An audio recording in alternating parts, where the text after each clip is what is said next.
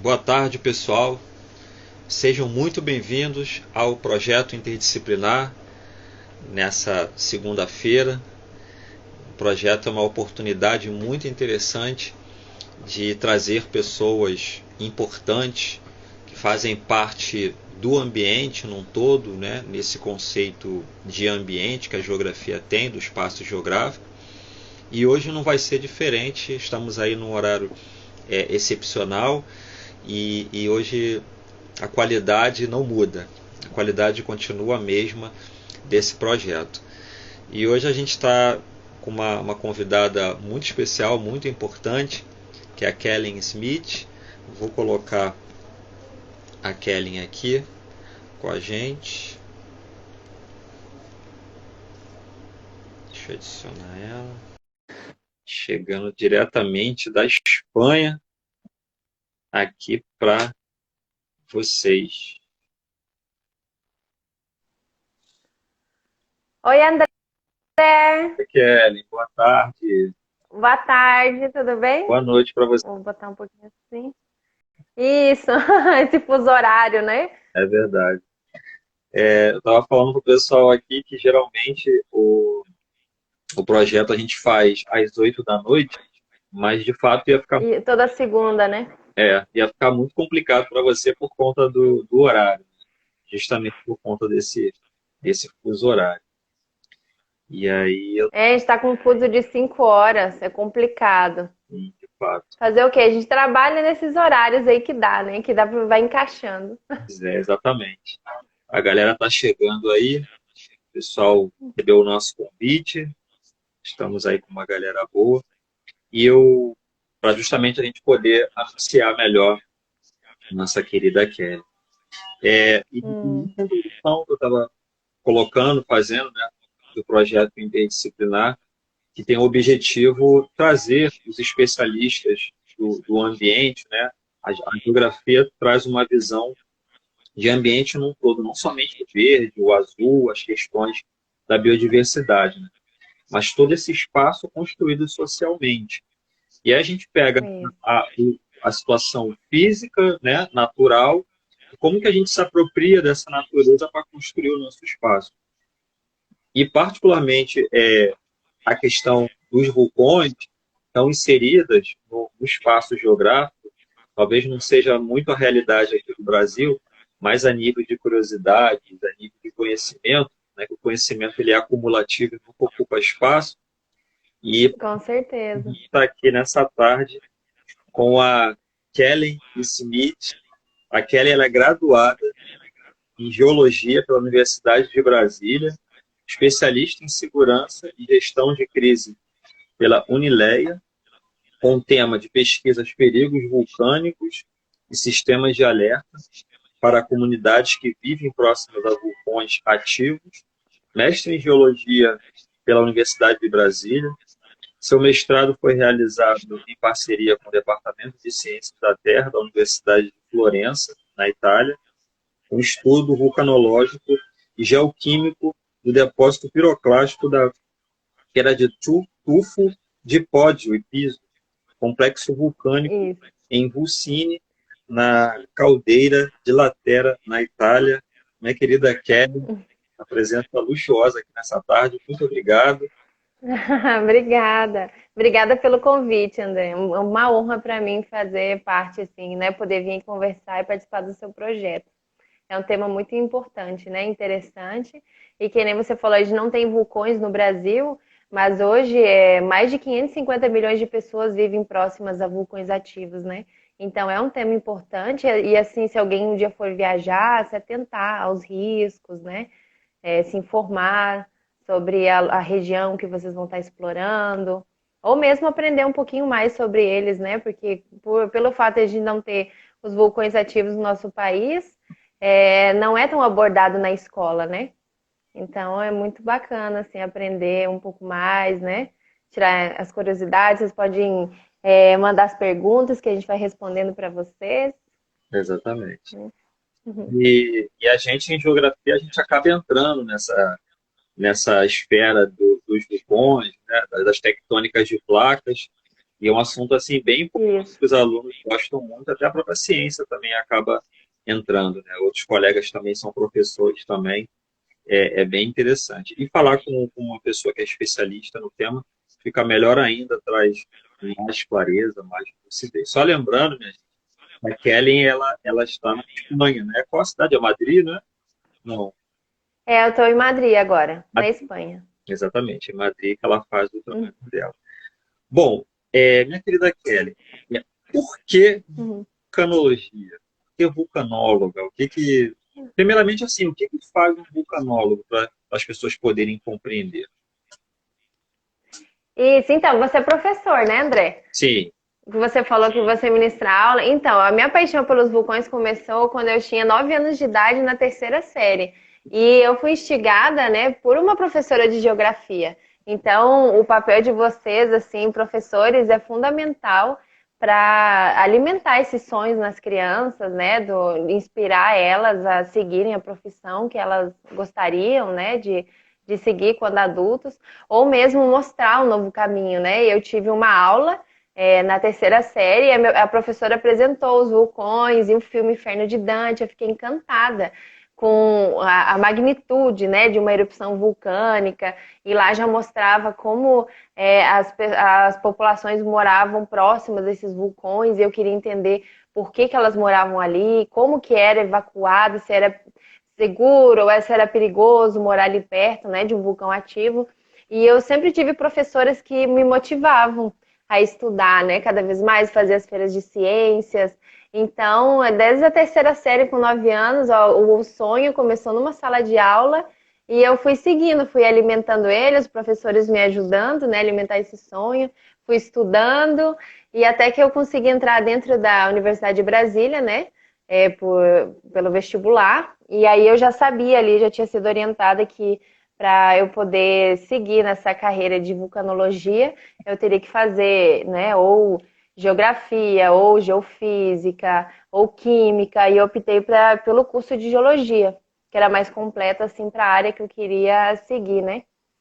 E o que que os vulcanólogos fazem, né? Aham. Eles estudam os vulcões, cada vulcão se comporta de uma forma diferente, é um sistema único, né? Então, os vulcanólogos, eles estudam como é o comportamento desse sistema, né? As erupções passadas, se está tendo alguma atividade, se é um vulcão ativo ou se é um vulcão extinto, como que é feito o monitoramento, né? Para eles poderem entender esse sistema e poder compreender os sinais precursores antes do vulcão entrar em erupção. Então, é uma profissão muito importante, porque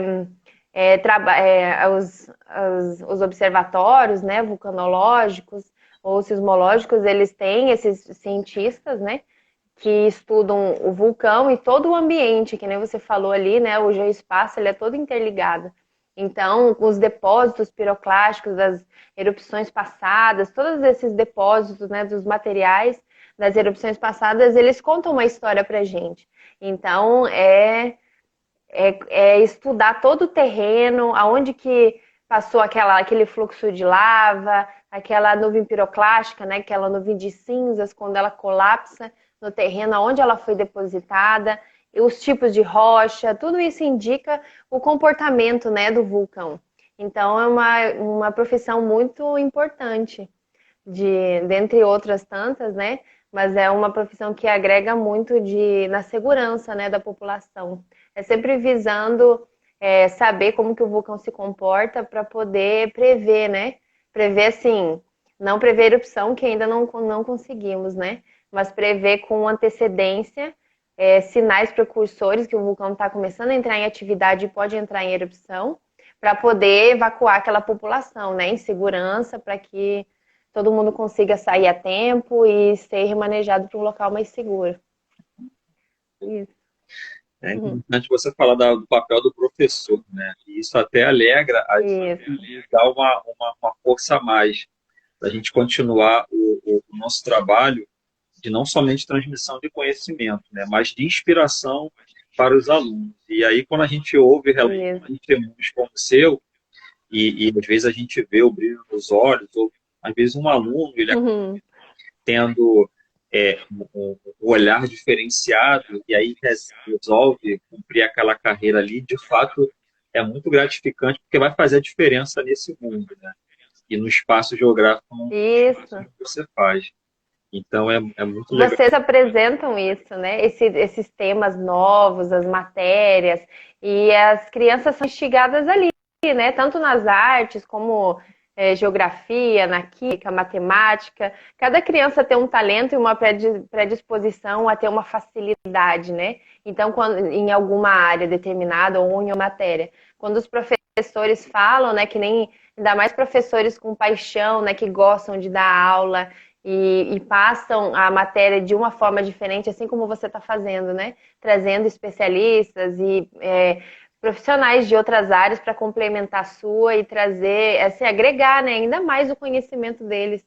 Então, com certeza, está inspirando muitas crianças, jovens e adultos também, né, a seguirem aí, motivando eles a aprenderem cada vez mais, seguirem os seus sonhos, né? Exatamente. E de fato, Parabéns pelo seu trabalho. é, de fato, essa visão do espaço geográfico, a geografia tem, saindo um pouco daquela situação de decoreba, né, de saber o nome do rio, o nome do relevo, a gente entra numa visão mais holística, né, mais integrada nessa realidade. Então, a Isso. gente se apropria da natureza para construir aquilo que a gente acha necessário. E a geografia ela vem justamente tentar elucidar esse tipo de cenário. Só que ela não consegue de forma sozinha, né?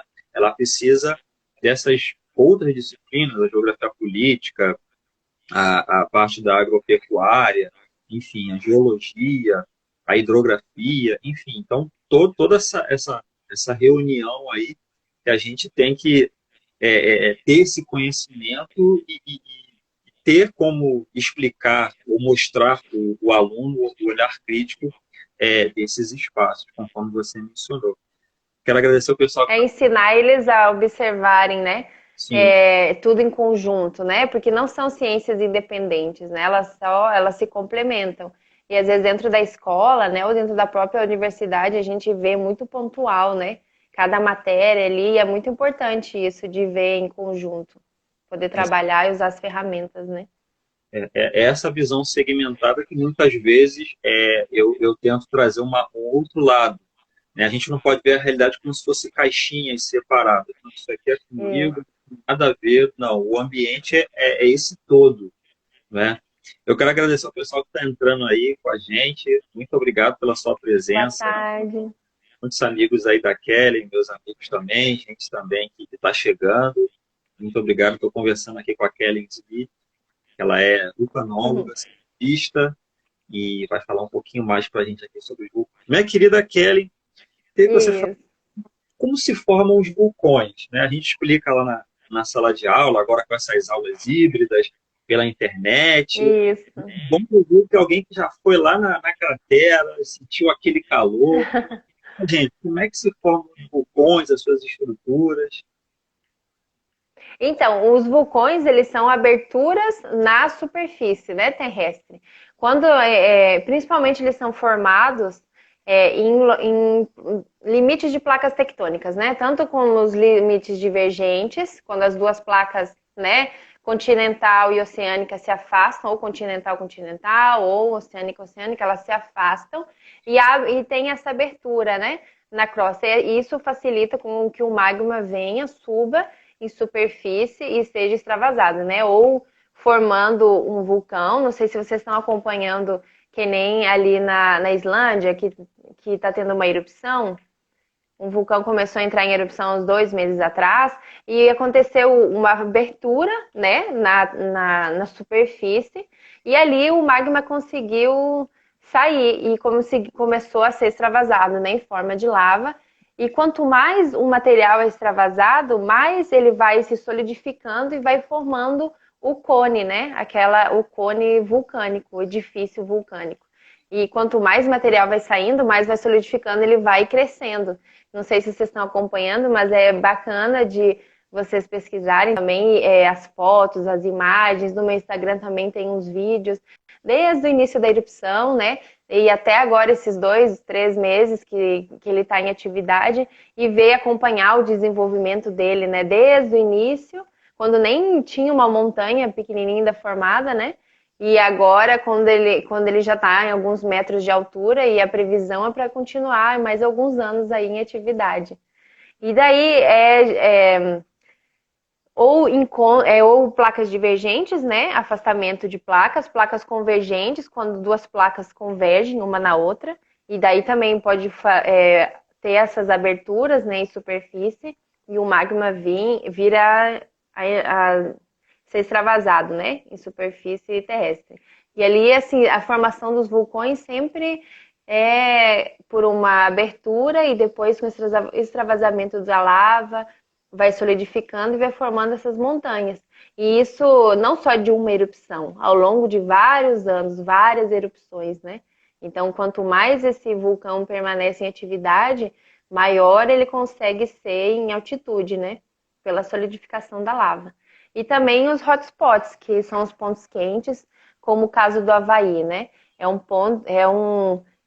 O magma, ele acende, né? Ele consegue acender em superfície e formando essas ilhas, né? Que são de extravasamento de magma, como o caso do Havaí. Esses são os tipos de formação, né? De vulcões. Beleza pura. E aí a gente tem os tipos, né, desses extravasamentos, né, explosivas, efusivas, Inclusive, tem aquelas fontes assim mais suaves, aquelas mais pesadas, que o vulcão tá, tá muito nervoso. Como é que é? isso, a gente tem os vulcões explosivos e os efusivos. No caso da Islândia, do Havaí, são erupções efusivas, elas não têm tanta potência, assim, o magma, ele é tudo diferenciado pela composição magmática, né? Quando tem maior concentração de gases e fluidos, ou menor concentração de gases e fluidos. Então, quanto menor concentração de gases, menor é a explosividade do vulcão, que é quando chamamos de efusivo, né? Então, o magma ele vem em superfície, né? Entra em erupção, e essa lava, ela é mais fluida, ela corre mais, ela desce pelo terreno, né? De uma forma mais rápida, não tem aquelas emissões de nuvens piroclásticas, de cinzas, é mais liberação de gases, né? Tóxicos, mas assim, não é tão perigoso quanto as explosivas, né? Geralmente ali no Chile, na Indonésia, no Japão, a gente tem essas erupções mais explosivas, né? No caso, que nem agora dessas erupções que estão acontecendo, ou o Sinabung, na Indonésia, que entrou em erupção hoje, eles oferecem grandes perigos, né, para a população que mora ali próximo, porque pode vir bombas atômicas, as bombas vulcânicas, bomba atômica, eu estava pensando em outra coisa, as bombas vulcânicas, nuvens piroclásticas, aquelas nuvens de cinzas, né, que elas sobem em alta altitude, depois elas colapsam, formando os fluxos piroclásticos. Então, as erupções explosivas, elas oferecem maior risco, né, para a população ali. Já as efusivas, a gente consegue mapear mais ou menos aonde que a lava vai fluir, né? Dá tempo de tirar a população, então a lava não é um risco tão grave quanto a nuvem piroclástica das erupções explosivas, né? É muito bacana porque isso está diretamente associado à questão das placas tectônicas, né? Que é um assunto que eu gosto muito e os alunos têm muita curiosidade. Você foi muito clara na questão dos movimentos convergentes, divergentes e transformantes que acabam provocando aí toda esse balançar aí Movimentação. nossa crosta terrestre. E a Islândia, particularmente que você falou, é uma das evidências muito grandes, muito cabal da questão desse movimento tectônico, né? Isso. Que teve seu início lá atrás, com Wegener, depois desacreditaram nele, depois as pesquisas no início do século XX evidenciaram mais essa questão de placas tectônicas. De fato, de vez em quando eu vejo algumas reportagens, algumas coisas na Islândia, a incidência é muito grande ali, né, minha querida, aqui. Isso. São duas placas tectônicas divergentes, né? Cortando o país. Então, a movimentação ali é muito alta, né? De sismos e erupções vulcânicas. Atividade. Porque, assim, esses terremotos, esses vulcões, eles acontecem em limites de placas, né? Tanto das placas, né, convergentes ou divergentes, que é o nosso círculo de fogo do Pacífico. Só que a Islândia, ela é cortada, né? Por esses limites de placa. Então, a atividade ali é intensa em relação a sismos, né? É verdade. E uma outra pergunta aqui que estava me vendo na cabeça, quando você estava falando dessa questão da Islândia, quais os instrumentos que são utilizados na hora de uma avaliação no vulcão, que os vulcanólogos fazem? O que eles levam, o que vocês levam para poder avaliar esses vulcões, para poder ter um diagnóstico? Isso, então, como eu falei para vocês, né, cada vulcão ele se comporta de uma forma diferente. Então, o tipo de monitoramento ele pode ser variado de acordo com o vulcão. Mas quais são os sinais precursores, né, antes de um vulcão entrar em erupção? Principalmente sismos. Quando o magma ele está ascendendo em superfície, ele está procurando aquela fenda, aquela abertura, né, que pode ser o conduto do vulcão, né, a chaminé dele, ele tá procurando se acomodar. Ele tá em movimentação e procurando sair, né, para liberar essa pressão toda e essa temperatura através de um conduto vulcânico. O que acontece? Para essa movimentação do magma faz com que sejam gerados muitos sismos, essa acomodação magmática. Então, a gente tem esses registros de sismos magmáticos muito próximos à superfície, e ali a gente consegue também avaliar conseguir analisar onde que o magma está se deslocando, né? Se ele está indo para uma porção sul, se ele está indo para uma porção norte da região, a gente consegue acompanhar toda essa movimentação em superfície, né? Antes dele vir ser extravasado em erupção. E outra forma é, por exemplo, os gases, né? À medida que o magma está mais próximo à superfície, ele vai liberando muitos gases. Então, as fumarolas, né? A gente começa a ver os vulcões ativos quando eles têm aquelas emissões de gases, aquelas nuvens pequenas, né? Cobrindo o topo do vulcão. Então, isso quer dizer que o magma ele está ali mais próximo da superfície e que está tendo uma emissão de gases. Então, é um vulcão bem ativo, né? E outra coisa, quando o magma ele está subindo, vindo à superfície, ele vai inflando o vulcão, né? É como se ele fosse crescendo alguns centímetros por semanas ou meses. E isso por satélites, né? A gente consegue acompanhar essa deformação vulcânica no cone do vulcão.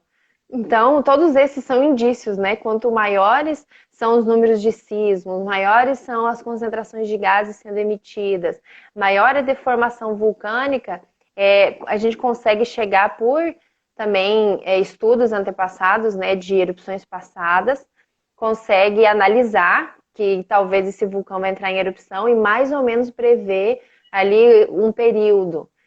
Se os sismos estão aumentando muito, eles já falam, olha, talvez daqui uns 2 meses, umas 2 semanas, 3 semanas, tudo depende de como os dados são interpretados ao longo do tempo, né? E daí, com essa previsão, esses cientistas, eles já ficam falando, né, conversando com a Defesa Civil e o governo local para poder treinar a população para onde que ela vai ser remanejada, realocada em caso de uma erupção eminente ali, né? Quanto tempo essa população vai demorar para ser deslocada, se consegue ser em 72 horas, 42 horas, uma semana, né? Então, para a gente ter um sucesso em caso de uma emergência vulcânica, é muito importante o tempo. É uma corrida contra o tempo, né? De conseguir analisar os dados, tá ali entendendo, interpretando o que está acontecendo no vulcão, tentar prever, né, mais ou menos um tempo viável para tirar realocar aquela população, né? Por exemplo, se a zona norte está sob risco, né? Uma região de área vermelha, a gente chama. A gente poderia relocar ela para uma região de área verde, por exemplo, que não vai apresentar perigo em caso desse vulcão entrar em erupção. Então, começam essas negociações e essas conversas, né? Para ver como que essa população vai ser evacuada, quais serão os meios de transporte, quais serão as vias, né? Porque num momento assim acontece muitas situações de pânico, né? Então é muito importante que a comunidade já esteja treinada. Essas formas de evacuação e risco vulcânico geralmente elas são abordadas dentro de sala de aula, né? A gente ensina as crianças sobre os riscos vulcânicos, quais são os perigos. Geralmente são feitas um mapa de risco, né? O vulcão central, e de acordo com os depósitos de erupções passadas, a gente consegue determinar um raio, por exemplo. O vulcão entra em erupção e o fluxo de lava percorreu a 20 quilômetros. Então, toda a população que está naquele raio de 20 quilômetros, ela está sujeita a esse tipo de risco. Aí, esse vulcão entrou em erupção, mas teve uma nuvem piroclástica e soterrou até uma área de 80 quilômetros quadrados, por exemplo, né? Cada vulcão vai apresentar um efeito, né, da erupção diferente. Então, aí existem esses mapas de risco também, né? Não só uma forma de monitoramento, né? É também fazer esse mapa de risco e determinar qual é aquela população local que está sujeita àquele tipo de risco. E se a erupção for mais explosiva ou efusiva, né, dependendo ali da magnitude, a gente consegue saber para onde vai evacuar, né, cada região, se é necessário, se tem um tempo hábil para poder fazer isso. Aí são muitos cientistas, né, estudando para poder interpretar da melhor forma todos os sinais. Boa. Você estava falando aí sobre a questão dos riscos, eu ia falar até um pouco mais à frente sobre essas situações, e aí a gente pensa muita coisa quando você estava falando, minha cabeça estava pensando, fervilhando em diversas questões. Falei rápido? Se eu falar rápido, vocês me avisam, eu repito aqui. Ou se estiverem em dúvida, né? Não, tá, vocês vão escrevendo. tá perfeito. É porque a gente fica pensando na nossa realidade aqui do Brasil com outras situações, e depois eu vou até fazer um comentário acerca disso. Mas eu estava aqui com uma dúvida da questão desse trabalho nos vulcões, e vocês chegam próximo, como é que é esse trabalho de coleta, vamos dizer assim? Vocês colocam uma roupa especial, que eu vi que colocam uma máscara, né? Porque tem a questão da temperatura, como é que é? Entra ali dentro, fica só na parte periférica, como é que é? Então, infelizmente, é um trabalho que exige muita atenção e tem um certo risco, né? Porque, como eu comentei ali com vocês, cada vulcão se comporta de uma forma diferente. Então, às vezes, os vulcanólogos estão indo lá coletar as amostras, principalmente de gases, né? E se não identificar, se ainda não souberem um evento precursor, é capaz do vulcão entrar em erupção e ele tá localizado numa área de risco e não conseguir sair dali, né? Só que essa coleta de gases, por exemplo, dentro da cratera é essencial, porque ele que vai, a partir dessa coleta, né, a gente vai ter essas informações, interpretações de como que tá essa emissão de gases, né? Se é a mesma do mês passado, se ela é as mesmas emissões da semana passada, se as emissões estão aumentando ao longo dos dias e quanto está aumentando, né? Então, tem que entrar dentro da cratera ali, você sobe o vulcão, né, e desce um pouco e acha os pontos quentes, que são as fumarolas. Aí ali você faz a medição de temperatura e emissão de gases, depois você traz essa análise para o laboratório, né? E ali esses dados são trabalhados e depois interpretados. E no caso ali, acho que você viu também de gases, né? Para você entrar num ambiente assim, os vulcões, eles liberam muitos gases tóxicos, então é imprescindível esse uso de máscara, né? tanto para a saúde ali na hora, quanto a longo prazo também. Então, até os turistas que chegam muito próximos da lava ou próximos das erupções vulcânicas, eles, primeiramente, que não deveriam estar ali, né, por segurança, mas é exigido que se use uma máscara para a segurança deles, né? E também tem aquelas roupas prateadas, né? Quando tem uma erupção, por exemplo, no Havaí, ou ali na Islândia, ou Piton de la Fournaise, que é ali nas Ilhas Reuniões, agora que entrou em erupção também no mês passado. Esses vulcanólogos, eles usam essas roupas de proteção, né? Elas aguentam altas temperaturas e protegem o vulcanólogo para ele fazer essa coleta da lava. Eles vão lá na frente de lava, né? Num local seguro e que seja seguro para eles, e fazem essa coleta diretamente da lava para poder resfriar ela ali, né? E levar para o laboratório para você ver a rocha, né? Diretamente da frente de lava, para poder ver a composição desses minerais, qual é a rocha que está sendo formada ali. Então, é muito importante todos esses estudos, né? Assim, hoje a gente tem cada vez tá tendo mais tecnologias para ajudar, né? Por exemplo, drones fazem as filmagens em vez dos vulcanólogos terem que ir dentro das crateras. Então, ao longo do tempo, eu acho que vai aperfeiçoando isso, né? E a gente não vai ter tantos riscos na hora de fazer essas coletas. Tomara, que seja em breve. Você já teve alguma experiência assim de, vamos dizer, de terror assim na hora, de sentir muito medo, alguma situação, alguma erupção, teve que sair correndo? Então, de erupção assim, não. Só que quando eu fui no vulcão Turrialba, eu fui com um vulcanólogo do Obsicore, né, do Observatório Vulcanológico e Sismológico da Costa Rica. E o vulcão estava começando a apresentar mais atividades. Então eu acompanhei o vulcanólogo para ir dentro da cratera do vulcão Turrialba para fazer essas coletas, né? Coletas de gases e de temperatura. E ali você entra muito rápido, faz a coleta e sai. São questões de minutos, né? 20, 30 minutos, meia hora no máximo, porque é uma bomba relógio. A gente não tem ainda como prever as erupções, né? A vulcanologia, ela é uma ciência muito nova. Ela começou ali em torno de 1980. Então, todas essas formas de monitoramento, os estudos, eles vêm sendo aperfeiçoados ao longo do tempo. Então, a gente não sabe como os vulcões se comportam, né? Assim, para poder entrar ali com segurança. Na verdade, acho que nem tem como entrar em segurança, né? Porque é um sistema ali vulcânico muito instável. Então, a gente entra e sai imediatamente. E é complicado, porque você escala o vulcão, né? Determinada parte, desce com a máscara de gás.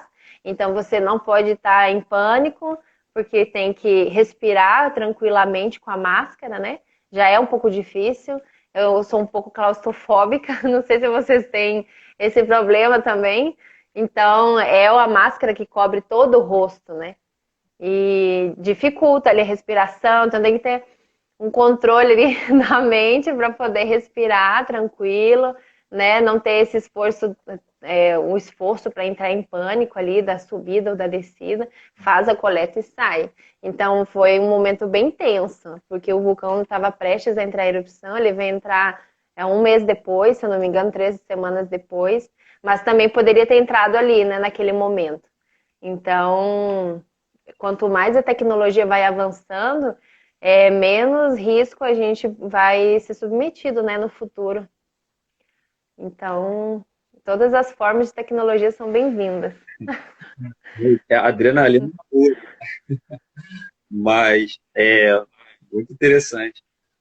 Kelly, você tem percebido assim que nessa trajetória dos seus estudos, você tem percebido algum certo aumento da atividade vulcânica, alguma região do mundo? Tem regiões que são bem clássicas, né? O Círculo do Fogo do Pacífico não tem que se discutir, é a área quente do mundo, mas percebido, tipo, na Europa, né? Ou na América do Sul, em outra parte, assim, tem aumentado, ou até mesmo no Círculo de Fogo do Pacífico, tem aumentado essa incidência de vulcões? Quais são os dados assim que você tem a respeito disso? Então, essas erupções vulcânicas, hoje a gente tem mais de 1.500 vulcões ativos no mundo, né? Entrando em erupção simultaneamente, ou ali em intervalos de alguns meses ou anos. O que que acontece? Esses vulcões sempre entraram em erupção, assim, com alguma frequência, como a gente está observando hoje, né? Hoje em dia. Mas o que aconteceu são as notícias, elas são espalhadas de uma forma mais intensa hoje, né? Hoje, por exemplo, um vulcão entra em erupção, aqui no Instagram a gente tem acesso a essa informação, no Facebook. Antigamente era só pela televisão, né? Ou em sites que reportavam essas notícias. Como hoje a distribuição dessas notícias, dessa atividade vulcânica, e assim, de tudo, né? Englobando todos os assuntos, as notícias elas correm mais rápido. Então, a gente consegue acompanhar o que está acontecendo na Indonésia, no Japão, no México, na Nova Zelândia, simultaneamente, né? Um vulcão entra em erupção lá, em 20 segundos a gente tem acesso do que está acontecendo lá. Então, o que eu acho é essa distribuição da informação, né? Que ela está quase simultânea. Então, a gente fica sabendo mais das coisas. Não é que a atividade está aumentando, vulcânica, né? Mas sim a distribuição das notícias. Isso é muito bom. Essa só tem a agregar, né, quando se fala de risco vulcânico. As pessoas ficam mais próximas ao que acontece, elas são informadas, né, de uma forma melhor. Então, é vantajoso. O que está acontecendo, eu acho que é isso. Quiser sentir um aumento. De fato, essa tua posição é muito interessante, porque a gente pode, eu percebo isso até em outras vertentes, no caso da geografia ou nas questões das mudanças climáticas, né? Muitas vezes, E, um certo alarde, falando que aumentou isso, aquilo, outro, e você foi muito cirúrgica quando você fala da questão da informação, né? A gente está vivendo uma era de muita informação, qualquer coisa que acontece a gente posta, fica sabendo. Se por um lado isso faz girar, né, ter esse conhecimento maior, por outro, às vezes acaba trazendo visões distorcidas acerca do assunto. isso. Conforme você esclareceu aqui, porque está aumentando as chuvas, não pode cair uma chuvinha aqui na imprensa, nossa, está chovendo no bairro tal, como se nunca choveu, Dilúvios. como se fosse um dilúvio. Nossa, teve um terremoto no lugar tal, que é justamente o que você está falando, a questão da informação. Antigamente isso ficava um pouco mais oculto, e agora está um pouco mais divulgado justamente por conta dessa situação aí. E é muito importante verificar a fonte também, né? Desses dados, dessas notícias. Que nem hoje muitas informações são repassadas nessas fontes não oficiais, né? Como Instagram, YouTube, aqui o Facebook, por exemplo. Então, quando for um assunto assim mais sério, de relevância, né? Principalmente nacional, internacional, é importante verificar a fonte e não propagar notícias que sejam polêmicas, né, ou que estejam de forma incorreta. E hoje todo mundo tem acesso à informação, né? O celular, ele trouxe isso. Mas eu vejo mais benefícios, né, do que prejuízos, assim. É mais benéfico você ter esse acesso à informação, né? Verdade. Poder se informar. Uma vez eu quero agradecer a galera que está aí com a gente. Muito obrigado. Estou conversando aqui com a Kelly, diretamente da Espanha, ela é vulcanóloga. Está falando aqui Boa tarde, gente. com a gente sobre a questão dos vulcões.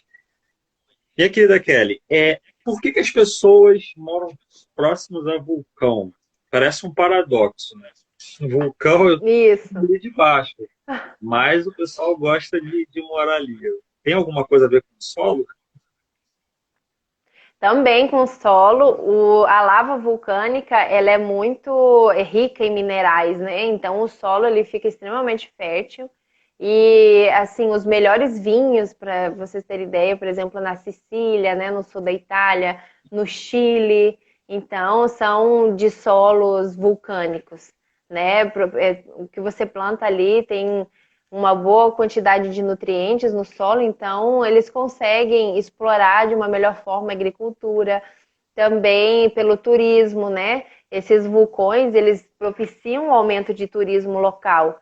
Então, muitas cidades ainda vivem, né, de turismo. A própria Itália, né, Nápoles, Sicília, as regiões do México, América Central, ali, regiões do lagos e vulcões no sul do Chile, elas vivem basicamente de turismo, né? E propiciam essas escaladas a vulcões, esses passeios em torno dos vulcões, são regiões muito bonitas, né? Com lagos, aquelas montanhas maravilhosas, com gelo no topo. Então, são muito turísticas. E também tem uma cultura, né? Eles adoram a montanha, eles veem como um Deus que protege ali a comunidade, eles têm uma relação de Deus e de proteção com a montanha. Então, ao longo dos anos, né, dos séculos, as famílias elas sempre se permanecem ali, elas não vão para outros locais, né? Principalmente se for cultural, por motivos de cultura. E daí isso propicia que eles fiquem ali, né? Vivendo nessas regiões. Exatamente. E aí você está falando aí, me lembrou aqui no Brasil, no passado, né, que teve um grande derramamento de lava, de basalto, que acabou se tornando a Terra Isso. Roxa, que é em italiano, acabou se No sul do país. tornando a Terra Roxa. E aí ela é muito boa para a questão da agropecuária e tem um papel fundamental aqui, uma explicação aí, né, no fundo geológico. Quero dizer para vocês, Região. pois não, Não, eu só ia complementar que a região sul, ela tem um grande potencial, né, de plantação de soja, milho, trigo. Também é propiciado pela terra roxa, esses derramamentos passados, né, do quaternário, que fertilizaram essa terra e ela é cultivada até hoje, né? é verdade. Quero dizer para o pessoal que está podem fazer suas perguntas, tá bom? Isso. Pergunta aí para a Kelly sobre essas questões relacionadas ao vulcão, tá bom? A gente vai ter uma. Olha, a gente tem um aqui da Itália, ó, Etna. É mesmo? Cadê? Deixa eu ver. Tava falando do Etna. Ah, é. Vocês podem mandar as perguntas que a gente lê aqui e responde para vocês. Falando do Etna, como é que tá o vulcão Etna, ô Kelly? Tá tranquilo, adormecidozinho, tá quietinho? Como é que ele tá? Ele estava em erupção, entrou em erupção em fevereiro e março desse ano. Uhum. E agora ele está num período de ativo, né? É o vulcão mais ativo da Europa, o Etna. Só que agora ele está num momento de tranquilidade, né? Não está de tanta atividade que nem há uns meses atrás a gente estava podendo acompanhar aquelas fontes de lava, né? Durante muitos dias, teve mais de 17 picos de eruptivos, né? De emissão de lava. Mas agora ele está num período mais calmo. Mas ele é ativo, ele é o mais ativo da Europa. Então ele sempre está em constante erupção, né? Ele é muito bem monitorado. E é um vulcão também que propicia o turismo, né? Da região. Você pode ir lá, escalar ele em segurança. Tem muitos guias vulcanólogos, né? Que eles levam os turistas em segurança até as bordas da cratera, né? Longe desses pontos de emissão de gases. Então, para quem quiser visitar, assim, no futuro, né? Quando essa pandemia deixar, é um bom lugar para fazer um turismo vulcânico. E é justamente isso aí que até que eu ia entrar. Você comentou muito essa questão do turismo, dos vulcões. Necessariamente precisa ter um aval do vulcanólogo para poder ser aberta essa oportunidade, né? E no caso aqui dos períodos, será que há algum aviso nesse sentido? Uma determinada parte do ano fica impossibilitada ou fica fechada? Ou, enfim, são os estudos que vão identificar se deve fechar ou não? Como é que é feito isso? Isso, geralmente esses vulcões que são abertos a turismo são parques nacionais, né? Ou parques da Unesco. Então, são vulcões muito monitorados, são vulcões ativos ou extintos, mas os ativos eles são muito bem monitorados pelos observatórios das universidades locais ou do próprio estado. Então, quando o vulcão ele tá, porque assim, Um vulcão, quando ele é monitorado, ele pode ser dividido em zona verde, amarela, laranja ou vermelha. Se o vulcão ele é ativo, mas ele não está apresentando sismos, né, os terremotos, essas emissões de gases, ou deformação vulcânica, ou outros componentes, né, pré-eruptivos, ele é classificado na zona verde. Então, os turistas eles podem subir, ficar ali tranquilamente, que não vai ter nenhum perigo, né, envolvendo a uma erupção vulcânica. E à medida que isso for se intensificando, os terremotos, emissão de gases, o vulcão ele vai mudando, a gente chama de semáforo vulcânico. Ele vai mudando de verde para amarelo. Olha, o vulcão está apresentando um incremento na atividade, né? Vamos observar. Tá? As visitações, né, escaladas continuam abertas, mas com um monitoramento maior, né? Um controle maior de quantos turistas estão subindo, quantos ficam na montanha. E se é vermelho, né? Quando o vulcão já está apresentando muitos sismos, muitas emissões de gases, esses parques são fechados. Então, ninguém consegue entrar, somente os cientistas para poder fazer a coleta e observar como que está, como o vulcão está se comportando ali, né? Então, para você fazer esses passeios, é indicado que você suba com um guia, né? Esses guias, eles são guias de montanha, guias vulcanológicos, ou podem ser geólogos também, ou guias de montanha mesmo, sem ter essas especialidades, mas são pessoas que são treinadas para risco em montanha, né? Para você poder escalar o vulcão ali se ele tiver um gelo, né? Na parte do gelo, aonde são as crateras, onde que são os pontos mais fixos para você poder caminhar sem ter nenhum acidente. Então, é sempre recomendado que você suba com algum guia de montanha, né? Eles são especialistas. Se tiver alguma emergência, alguma coisa, eles sabem como proceder. As trilhas, para você não se perder também, fundamental. Eu estava até vendo lá na Nova Zelândia, aconteceu um caso que o pessoal ficou apavorado. As pessoas estavam passando próximas e acho que até uma reportagem do Fantástico tinha ido uma semana. Foi uma semana depois que deu a reportagem e justamente aquele vulcão entrou em erupção. Uma pessoa até conseguiu fazer um registro assim um pouco de longe, mas são os vulcões, né, a natureza aí fazendo o seu papel, né? E a gente aí tentando contemplar, ver os melhores ângulos, que de fato é um chamariz muito grande, né?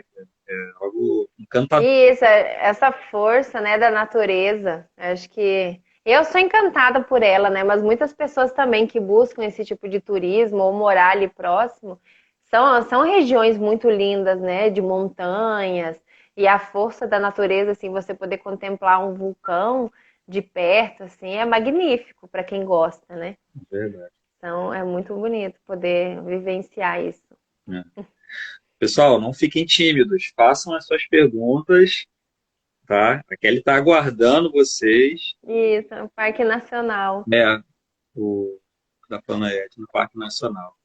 Estamos aí aguardando as perguntas de vocês. E aqui da Kelly? Grazie, un bacio à Itália. Deve ser. O que as autoridades fazem para justamente nesse tipo de situação, né? Vamos dizer assim, situação de crise ou de erupções vulcânicas, o que é feito? Há um plano de risco, você trabalha com isso, você vai poder falar muito bem acerca dessa situação, Isso. mas o que é feito efetivamente? Né? Você até comentou que nas escolas é criada essa cultura, dada essa matéria.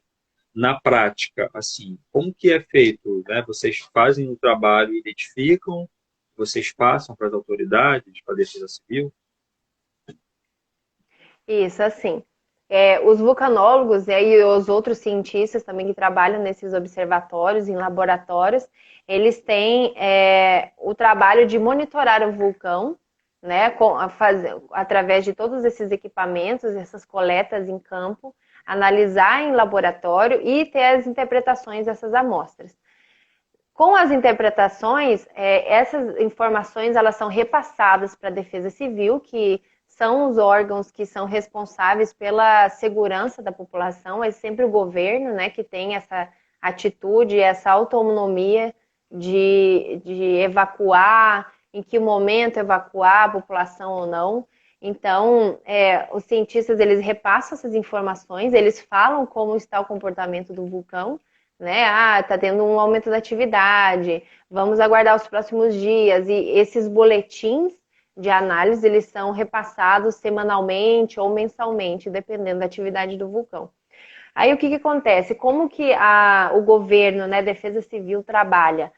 Numa emergência vulcânica, para ela ter um sucesso sem número de vítimas, no caso, né? Tem que haver um trabalho prévio, né? A informação prévia é o grande diferencial, se essa população não vai ser afetada com os riscos, porque os riscos eles já existem, né? Elas já estão morando ali naquele local, mas é muito importante a educação prévia para elas saberem quais são os riscos, em que área, né, que ela mora. Por exemplo, que nem eu falei, a gente faz um mapa de risco, né? Um mapa das erupções passadas daquele vulcão e determina que a comunidade X ela está localizada na área vermelha. Então, se esse vulcão entrar em erupção, ela está numa zona de risco alta. Ela é a primeira comunidade, a vermelha, a ser evacuada para um outro local. E as outras comunidades que estão mais afastadas do vulcão, né, estão localizadas na amarela ou na zona verde, eles sem risco, né? Elas são as últimas a serem retiradas daquele local. E para ter essa organização, né, da evacuação, dessa retirada da comunidade para um outro local mais seguro, as autoridades, né, o governo, eles têm que trabalhar com educação da população. Olha, você mora numa área uma área vermelha de risco, então quando esse vulcão entrar em erupção, você vai ter que pegar o seu carro, se essa família tiver um carro, né? Chamamos esses planos de contingência, são planos prévios. Então a população, cada família, ela sabe para onde que ela tem que ser deslocada. Se ela vai com o transporte do próprio governo, né? Ou oferecido pelo governo, ou transporte público, ou com o próprio transporte, ou se ela não quer ser deslocada para esses abrigos numa outra porção do país ou em outra cidade, ela tem alguma outra família vivendo numa área fora do risco, ela também pode se deslocar para lá. Então, quanto mais as crianças, né, que nós estávamos falando das escolas, quanto mais elas terem informação sobre os riscos, quais são os riscos, qual é a região que ela mora, para onde ela vai, quando o vulcão entrar em erupção, né, ou antes, ela fazer uma mochila de emergência de 72 horas, o que ela tem que colocar nessa mochila, então, quais documentos ela tem que ter. Se ela estiver na escola e a família estiver trabalhando, por exemplo, e soar o alarme de evacuação, para onde ela vai, né? Se essa família se encontra ou se as crianças da escola elas vão ser direcionadas para uma área, né, segura e depois os pais vão encontrar ela. Então, esse é o papel do governo, de organizar isso. E quanto mais previamente for dada essa educação e esses dados, melhor será a gestão em caso de uma emergência vulcânica, né? Então, hoje em dia, são feitas simulações nas ruas, né, ensinando o que a população tem que fazer, em que momento ela tem que fazer, quais são os sinais do semáforo de alerta vulcânico, que nem eu falei para vocês, o mapa de risco ele é dividido por cores, né, dependendo do risco vulcânico associado em cada comunidade, mas também é uma forma do governo se comunicar com a população, porque quem se comunica é sempre o governo, não são os cientistas, né? Os cientistas repassam informação e sempre o governo e a Defesa Civil que faz essa comunicação, esse intermédio das informações. Então, nos centros das cidades, eles têm um semáforo de alerta vulcânico. Se o vulcão está em perigo iminente de entrar em erupção, o semáforo lá vai estar aceso na cor vermelha, que nem o nosso semáforo de trânsito. E se o vulcão não está apresentando nenhum problema, nenhuma atividade, ele vai estar marcado com a cor verde. Então, essas formas educacionais, né, de educar a população a conhecer os riscos, as regiões onde elas estão localizadas, para onde ir e o que são essas cores que fazem o sucesso, né, em caso de uma emergência vulcânica e conseguir evacuar todo mundo a tempo em segurança, sem que tenham vítimas, né, submetidas a isso. Show. Só antes de passar para a pergunta do Wagner, complementando o que você estava falando, né? No caso, uma pergunta. As pessoas, essa população, Kelly, que está perto do vulcão, é uma população de áreas periféricas, de áreas centrais, ou isso independe, é homogêneo? Qual a tendência, assim, na área da população, né? Uma população de baixa renda, uma população de classe média mais abastada, ou não tem essa? Não, isso depende de cada país, né, de cada região, mas as comunidades que são localizadas ali em torno do vulcão, elas estão ali pela agricultura, pelo turismo, não necessariamente envolve as classes sociais, né?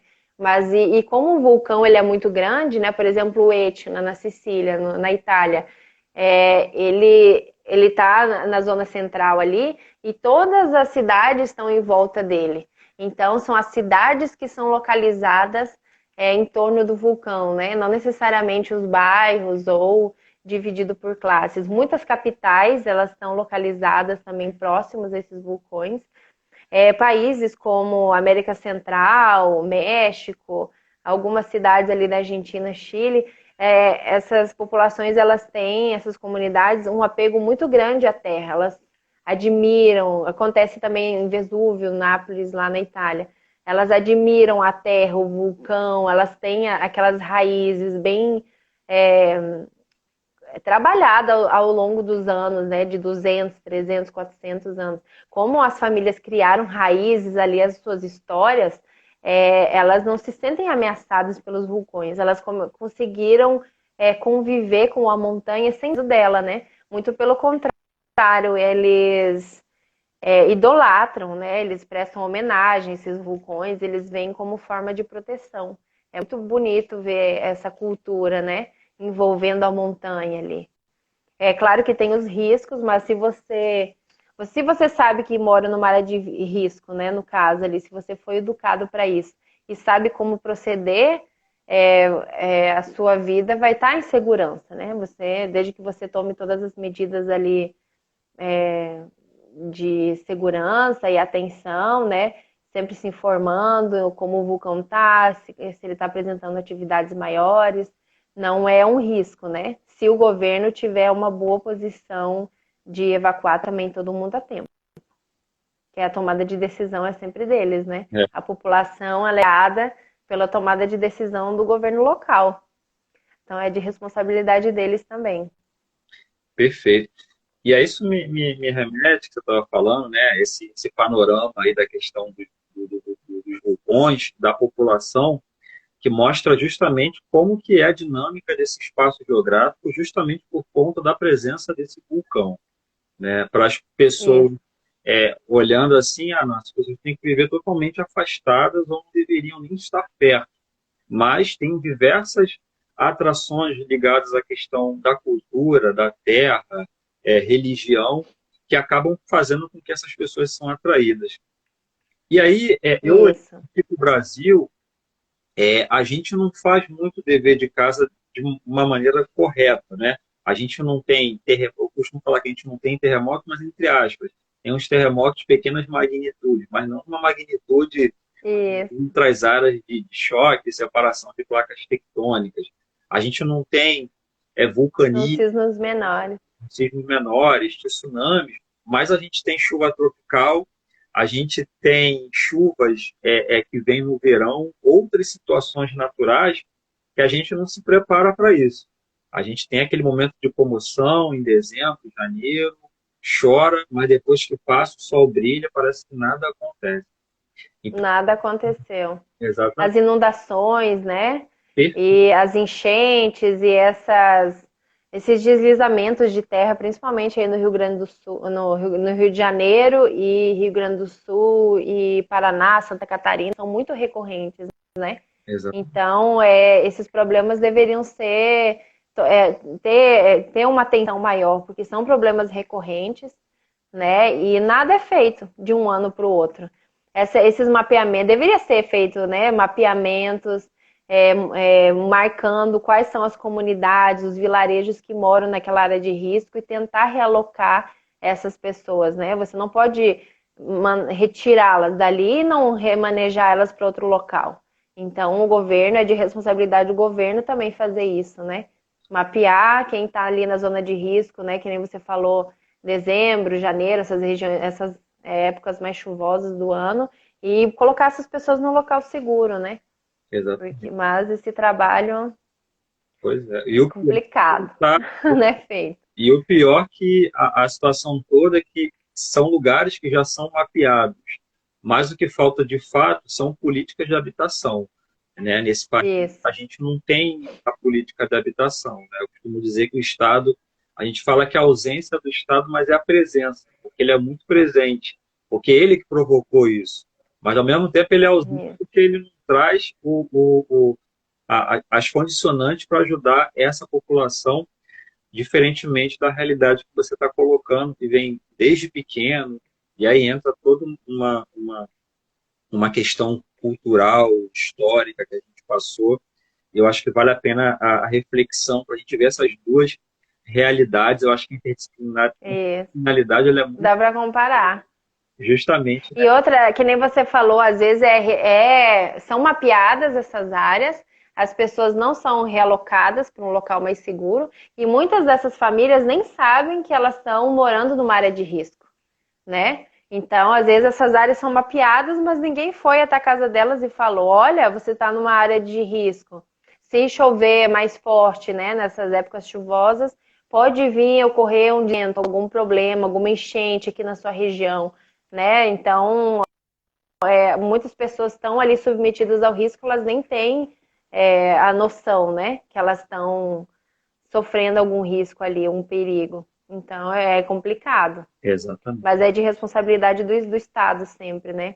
Informar e realocar essas famílias. Perfeito. Deixa eu fazer a pergunta aqui do nosso querido Wagner Sena. Deixa eu perguntar aqui. O Wagner está perguntando aqui: quais são os tipos de rochas geradas pela solidificação da lava e quais são os tipos de solos gerados a partir das tais rochas? Pergunta do Wagner. Isso. Oi, Wagner. Obrigada pela sua pergunta. Então, essas rochas, elas são as rochas ígneas, né? Esse magma, quando ele extravasa em superfície e é chamado de lava, e se solidifica, vai se formar a rocha ígnea. E a rocha formada, o nome da rocha, né? Ela pode ser diferenciada pelos nomes, vai depender da composição mineral dela. Então, dependendo se ela tiver... dependendo da concentração de minerais que formam a composição daquela lava ali, solidificada da rocha ígnea, ela vai ter um nome. Então, esses nomes são dados a partir da composição química. E cada vulcão apresenta uma rocha diferente, né? De composição diferente, não são rochas iguais. E do solo, né? Isso, ele pergunta... E quais são os tipos de solos gerados a partir das tais rochas?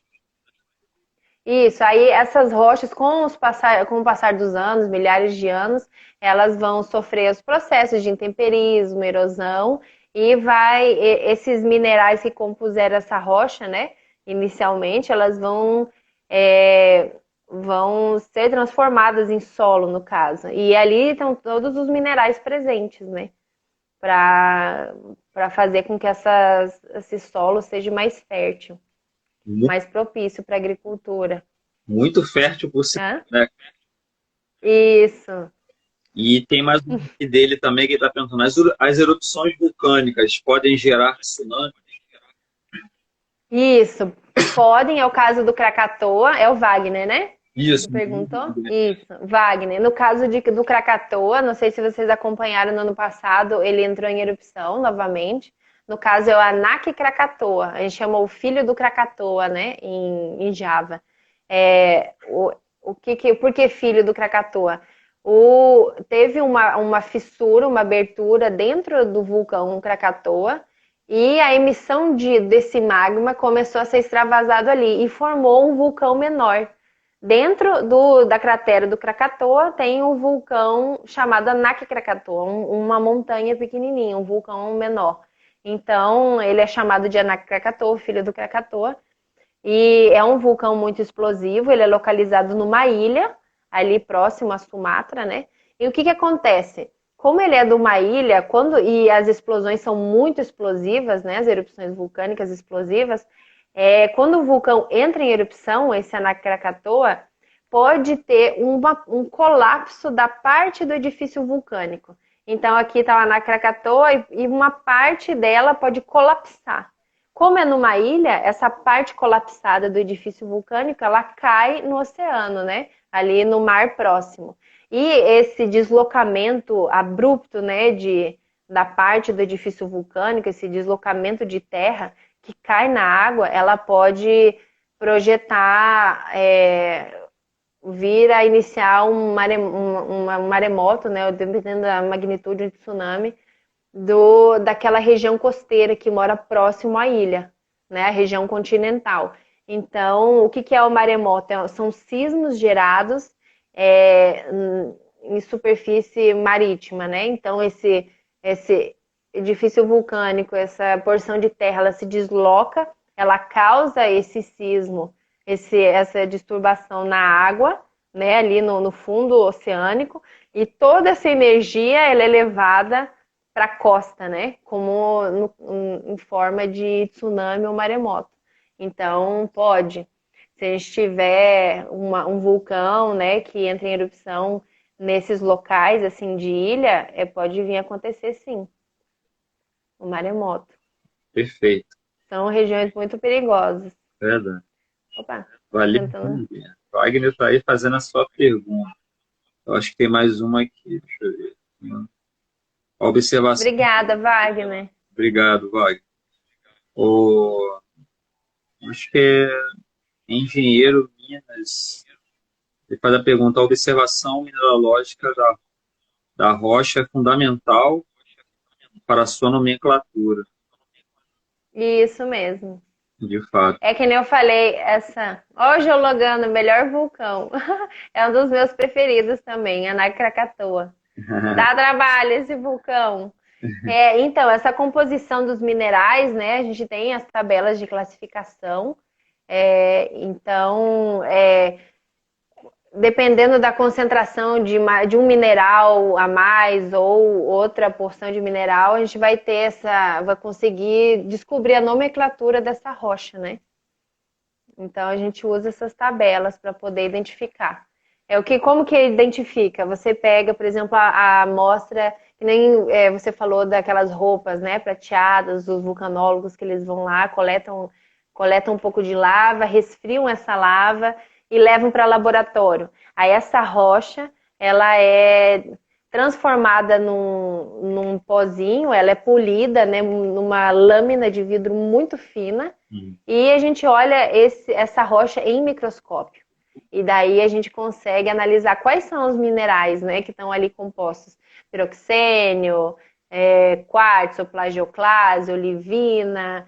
Então, todos esses minerais, eles vão estar compondo aquela rocha, e a gente consegue, pela porcentagem de cada mineral, determinar que rocha é, né?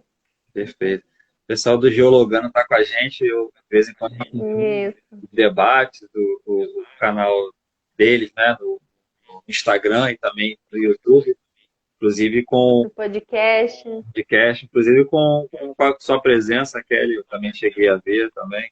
Pessoal obrigada. Muito bacana, sempre trazendo e divulgando a ciência. E você que está aí pode fazer uma pergunta, tá bom, gente? Mais uma vez aí, ó, passando uma para Kelly. Kelly, A questão dos geysers, fala um pouquinho, né, daquele jogo de água, o pessoal tem curiosidade, né? Por que que vinha aquela água cera? Porque tem alguns lugares também que aquelas águas termais, né? Tem alguma coisa a ver com as lavas do vulcão? Isso, que nem o geyser, ele também é considerado um sistema vulcânico, né?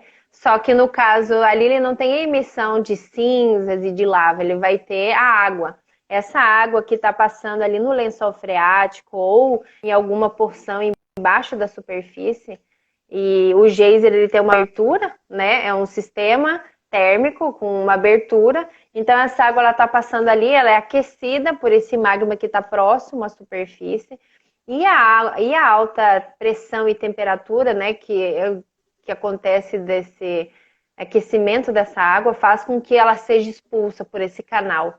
Então, em determinados tempos, minutos ou horas, né, alguns sistemas, dependendo de cada sistema de geyser ali, essa água ela é expulsa, como se fosse uma erupção vulcânica mesmo. Então, mas é a água que sai, né? A água aquecida, em alta temperatura e pressão. Fenômeno muito bacana, muito legal. E as energias geotérmicas também, né? Na Alemanha, Isso. eles utilizam muito uma energia limpa, muito interessante. Islândia também, Nova Zelândia, eles usufruem bastante dessa energia geotérmica. Minha querida Célia Vital, amiga nossa, obrigado por estar aqui com a gente. Ela está fazendo a pergunta aqui. Pode Oi, acontecer Célia. de um vulcão entrar em erupção muito rápido, sem tempo das pessoas serem avisadas? Pergunta. Obrigada, Célia. Boa tarde. Então, o que acontece? Hoje, que nem eu falei, mais de 1.500 vulcões ativos no nosso planeta. Acontecem que muitos vulcões ainda eles não são muito bem monitorados, infelizmente, né? Os vulcões, esse monitoramento vulcânico, ele é muito caro, custam milhões de reais, alguns, né? Dependendo. São equipamentos caros que têm que ser instalados, que eles têm que ter um acompanhamento ali de funcionamento, são muitos cientistas que trabalham, né, envolvendo o monitoramento. Então, muitos vulcões não têm esse monitoramento prévio e a comunidade ali, ela está sujeita ao risco, né, iminente. Se esse vulcão vir entrar em erupção, se ele não é monitorado, ninguém vai alertar, né, a comunidade a sair com antecedência.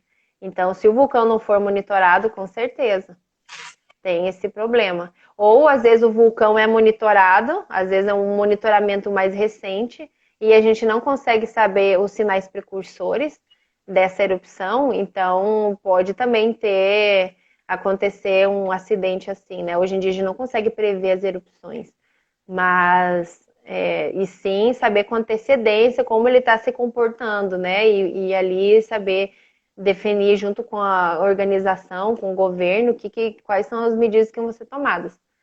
Mas ainda é uma ciência muito nova, né? Então, por mais que tenha um monitoramento, às vezes pode acontecer sim de entrar em erupção e nem os cientistas identificarem, né? Tá aí, minha, Conseguirem identificar. tá aí, minha querida. Gente, a gente já Obrigada, Célia. aqui caminhando para a nossa reta final, né? Lembrando que tem aí uma diferença de fuso horário, né? A Kelly já está na noite lá, a gente está aqui na tarde. Temos. Que tem diversas atividades. Foi muito interessante, muito bom essa situação dessa interdisciplinaridade, porque conforme eu disse no início, né, a gente consegue agregar os profissionais da área. Peraí, eu acho que tem uma perguntinha. Isso, acho que chegou. Chegou agora. O Rafa. O Rafa está perguntando.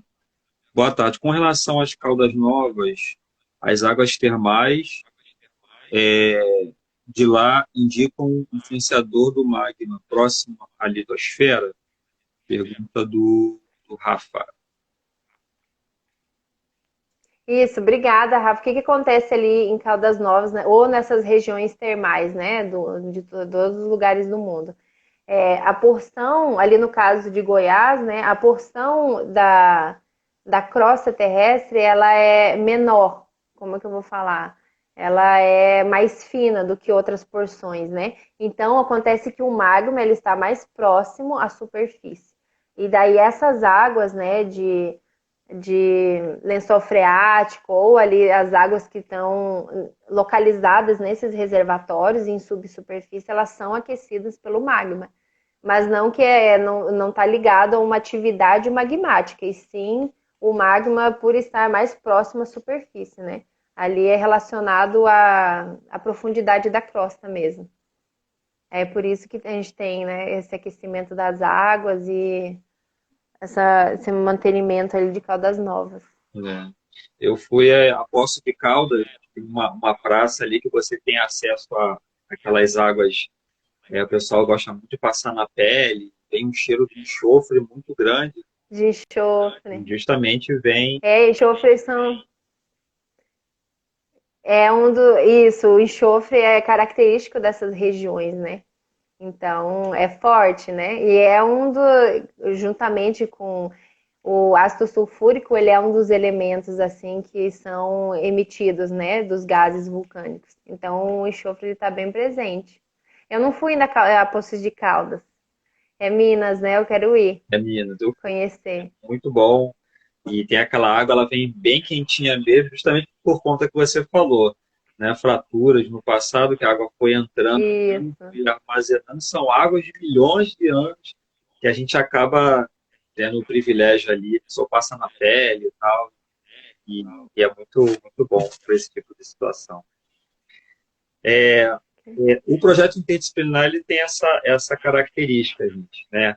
Trazer essas pessoas importantes para estar fazendo com que nós venhamos a entender melhor nosso espaço geográfico, nosso espaço de convivência.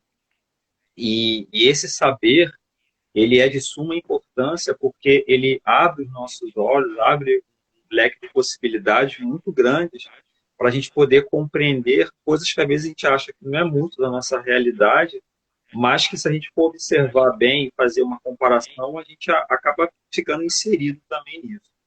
E hoje, com muita Isso. satisfação, a nossa querida Kelly tem sempre aqui no final, a pessoa está fazendo uma pergunta, o Nelson está. O Meravissão. Yellowstone. Polêmico. Seria uma catástrofe mundial. Isso, o que acontece? É Nelson, né? Obrigada, Nelson, pela pergunta. O Yellowstone ele é uma super caldeira. O que são super caldeiras? São super vulcões que tiveram erupções muito grandes. Então, ele já nem tem mais o edifício vulcânico, né? Aquele cone, o edifício vulcânico. A erupção é de uma magnitude tão grande que destruiu o edifício vulcânico e fica só a cratera, né? Que a gente chama as caldeiras, só a caldeira vulcânica. Então, por ser considerado o Yellowstone como grandes erupções, se caso ele vir entrar em erupção, é catastrófica, porque é uma erupção de grande magnitude. E muito material de cinzas, né, vão ser emitidos ali pelas nuvens piroclásticas. E o que acontece? Quando grande concentração de material é liberado, essas nuvens elas são dispersas pelas correntes de ar, né, pelos ventos. Então, essa grande quantidade de material emitido carregado, né, essas nuvens piroclásticas carregadas junto com as correntes atmosféricas, elas tendem a tapar a luz solar, né? Elas bloqueiam essa radiação solar e é como se a gente ficasse num escuro. Aí eu já não sei falar previsão, né, se é de meses ou de anos, mas interfere também na temperatura, né, global. Então são muitos efeitos associados.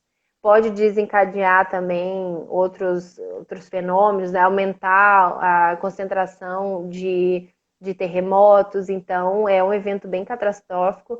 São super erupções, né? Chamamos de super erupções. E é um vulcão muito bem monitorado e até o momento ele está sob vigilância e sem previsão de erupção em breve. Mas se entrar em erupção, teremos grandes problemas porque atrapalha tudo, né? Tanto a gente, né, os animais, as plantas, a gente precisa de luz solar, então a qualidade do ar mudaria, a temperatura global, tudo isso influencia, né?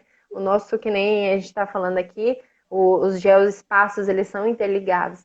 Então, uma erupção que vai acontecer lá, com certeza vai ter impacto mundial, né? Em muitas questões de clima, temperatura, de tudo. Exatamente. Nas plantações. Trouxe várias situações no passado também, da atmosfera, mudanças, conforme você falou, de clima, justamente por conta dessas grandes erupções vulcânicas que Isso. mudam completamente a dinâmica. A nossa querida. Chuvas ácidas também. Exato. Tem muitos efeitos associados, né, em erupções vulcânicas e com certeza, mesmo no Brasil, a gente seria afetado, né, Sim. com isso. Oremos para que ele continue, né, Quietinho. estável. Estável. Quietinho. Então, tá perguntando quantos vulcões. Deixa eu ver aqui. Desceu aqui. Peraí. Foi a Célia, Foi quantos né? vulcões existem mais ou menos no nosso planeta? Você tem essa informação? E você já visitou mais de 20 vulcões, né, Kelly? Visitei mais de 46. Meu Deus. Eu sou apaixonada por vulcões. No passado, eu gastava todo o meu dinheiro investido em turismo vulcânico. E assim, eu fiz muitos cursos também. Como a gente não tem vulcões ativos no nosso país, eu sempre buscava na graduação e durante a pós fazer cursos extracurriculares fora, né, em outros países. Então, esses cursos eram ministrados em vulcões, né, na Itália, Costa Rica, Espanha, Chile, Islândia, então eu tive a oportunidade de conhecer muitos através desses cursos também. Não só visitando, mas sim estudando, aprendendo um pouco de cada sistema vulcânico, né? E assim, hoje a gente tem. Isso respondeu aqui, ó. 1.500 ativos e mais de 100 mil no total. São países, por exemplo, o Chile, o Chile tem mais de 2.000 vulcões, a Indonésia também, são países que têm muitos vulcões e assim, nem todos são ativos, né? Alguns são extintos ou estão em estágio adormecido, né? Não estão ativos nem considerados extintos. Então, hoje, atualmente, a gente tem mais de 1.500 vulcões apresentando atividade, assim, distribuídos em todos os continentes, né?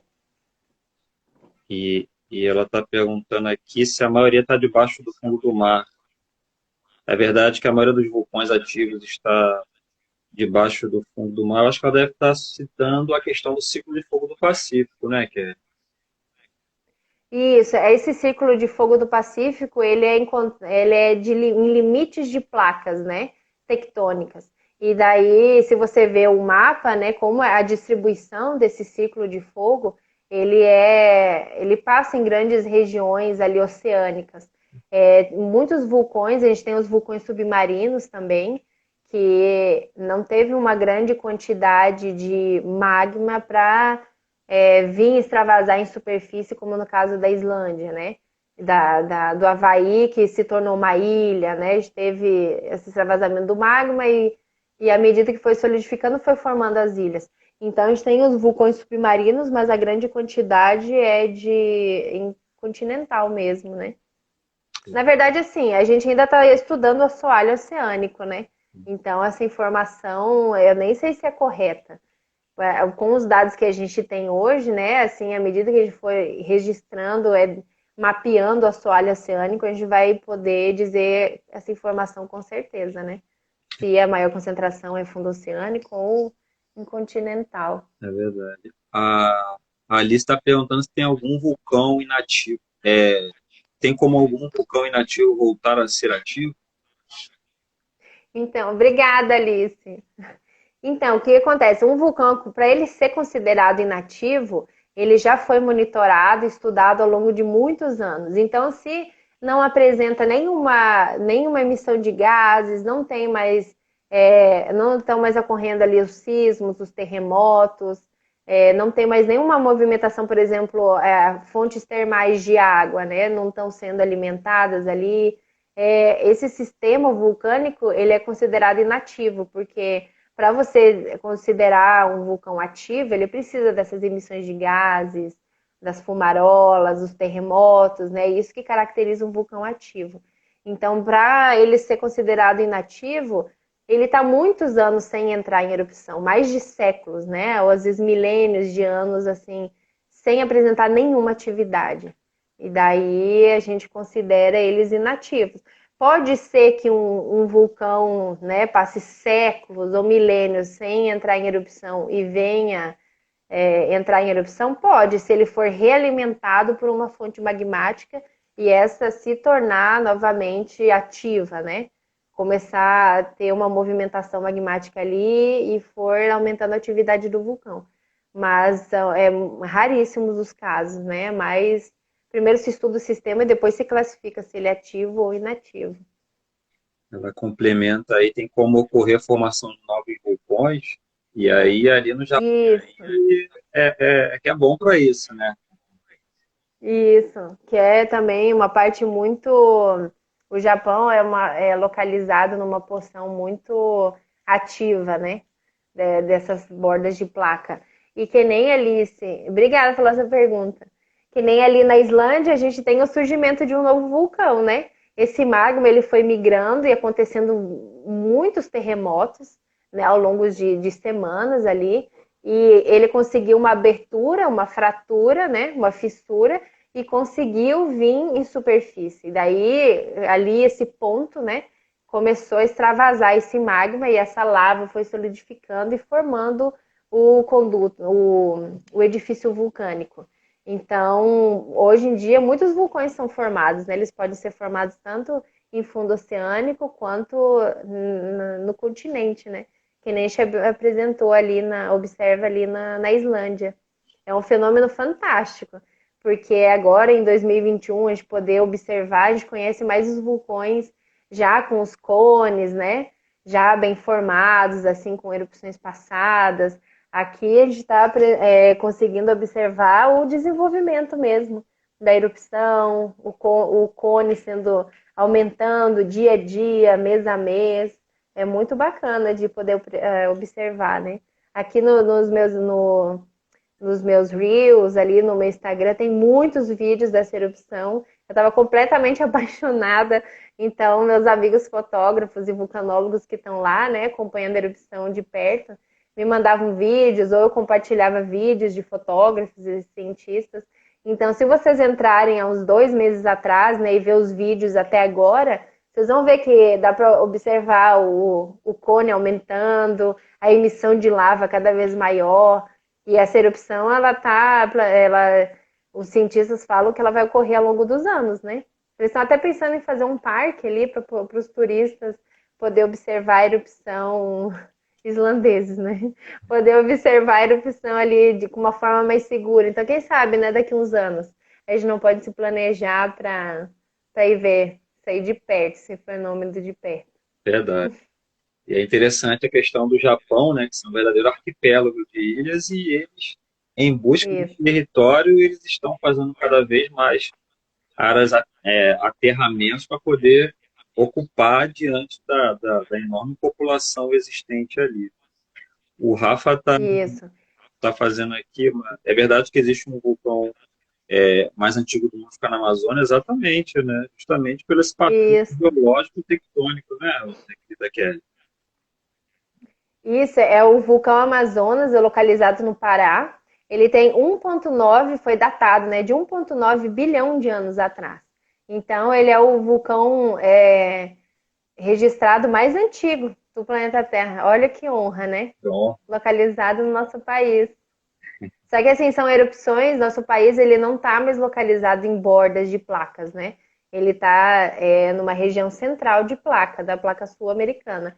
Então a nossa atividade sísmica, né? E ela é muito baixa. Como essa atividade, toda essa movimentação de placas acontece nas bordas, a gente não tem esses fenômenos, né, observados no nosso país. E os terremotos que tem são de acomodação de terra, são de magnitudes muito baixas, né? Ou envolvendo usinas hidrelétricas, essa acomodação, né, das bacias. Então, são de baixa magnitude. Por isso que a gente não tem vulcões, né, no nosso país, atualmente. Minha gente, estamos chegando aqui ao final do nosso projeto interdisciplinar. Esse projeto, conforme eu disse no início, ele é muito interessante. Ele reúne os especialistas do ambiente, o etnólogo, o biólogo, o antropólogo, o engenheiro, para a gente poder observar Isso. esse espaço geográfico, esse geoespaço num todo, e a gente compreender melhor isso. E a geografia, particularmente, ela agrega todas essas temáticas. E a geografia ela precisa dessas temáticas para poder continuar caminhando como ciência. E hoje nós tivemos aqui, Isso. com muita honra, muito carinho, a Kellen Smith, que eu queria deixar a oportunidade para ela poder falar, um nosso abraço, seu beijo, fala o que você quiser aí, Kellen. Muito, muito obrigada, André, pelo convite. Foi uma honra falar com vocês e com todo mundo que participou aqui, escutou a gente. Seu projeto é muito importante. Quanto mais pessoas falarem, né, dos seus trabalhos, assim, pode inspirar outras pessoas que estão escutando a também estudarem certas áreas ou pensarem de uma forma melhor, né? Uma forma mais abrangente, ou ter algum esclarecimento sobre alguns fatos. Então, o seu projeto é muito importante. São ferramentas, né, unidas, né, integrar essas ciências, que nem a geografia é uma matéria que é uma ciência que integra muitas outras, né, e é completa. Então, parabéns pelo seu projeto, que você continue trabalhando, inspirando muitas pessoas e agregando, né, com conhecimento dia a dia. Obrigado, obrigado. E lembrando daquele seu testemunho que você falou do professor que te inspirou e hoje você tem a posição que você está hoje. Então, sinta-se muito Isso honrado. mesmo. O trabalho também é muito importante. Eu não sei de certa forma que eu gosto de tanta coisa, eu nem lembro como que a gente acabou se conhecendo no Instagram, né? Mas falando de geologia, de vulcanologia, eu falei, tô dentro. E a live sua, eu falei, eu vou ter que marcar uma live, graças a Deus a gente conseguiu marcar. Muito obrigada pelo convite. Obrigado. Adorei. Eu quero agradecer, gente, muitas pessoas falando aqui, ó, a Flaviane, a Célia, a... Peraí, deixa eu ver. Porque tem que passar aqui, gente, às vezes fica meio difícil. Obrigada, Célia. Célia, deixa eu ver aqui. Obrigada, Rafa. Oi, Lívia. Obrigada. Tropicano. Teve alguém assim que falou, Obrigada, Lua. fez um elogio muito bom para você, só que eu não estou achando aqui. Alice, que fez pergunta, enfim, todos vocês, gente. Muito obrigado mais uma vez. Essa live vai ficar gravada, tá? Você aí que vai ver outro dia, que você possa ser edificado.